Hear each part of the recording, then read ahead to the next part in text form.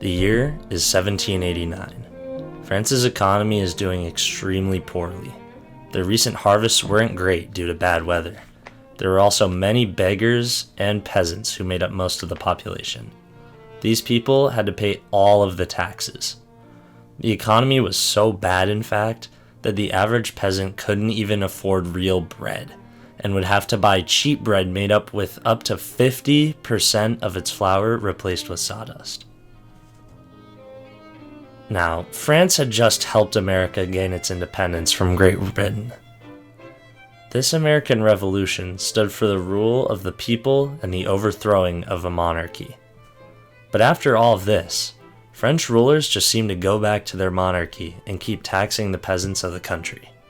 A lot of French people started to realize this, and when the peasants attended the Estates General, they weren't able to really have a say in anything because of how their government system worked.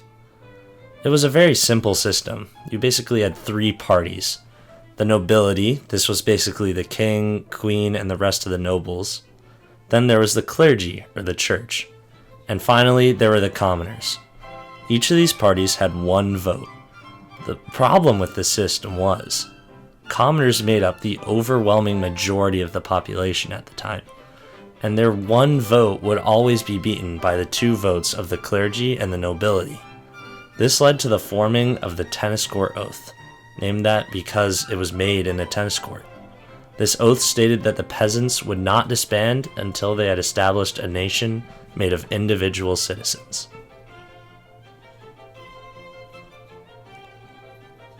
On July 14, 1789, the people of France rebelled. They seized the Bastille Fortress, a French prison and stash of military weapons and supplies.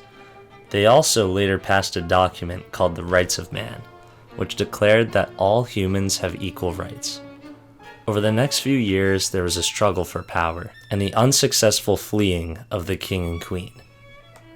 In September of 1792, the French people overthrew the monarchy and created the French First Republic.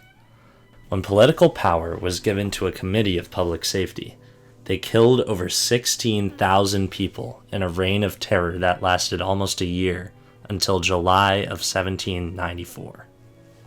Most of these were done with guillotines, which were believed to be painless and sophisticated methods of killing people.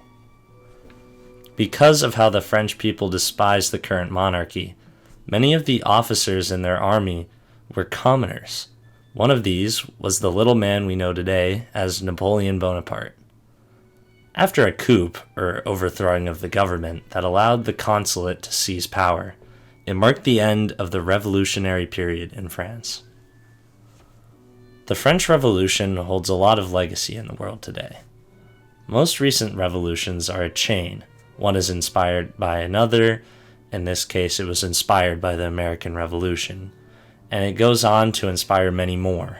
The revolutions in Haiti and Saint-Domingue are just some of the revolutions that it inspired. And the revolution also helped push the idea to the rest of Europe that all people had equal rights as humans.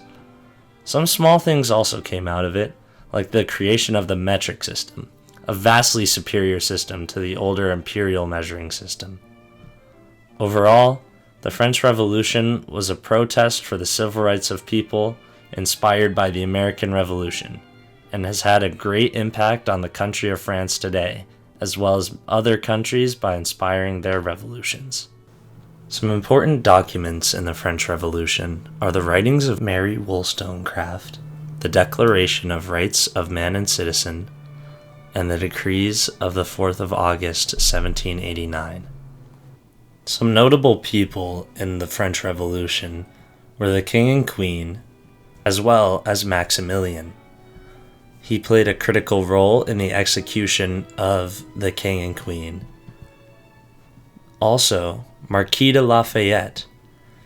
He collaborated with Thomas Jefferson to write the Declaration of the Rights of Man and of the Citizen.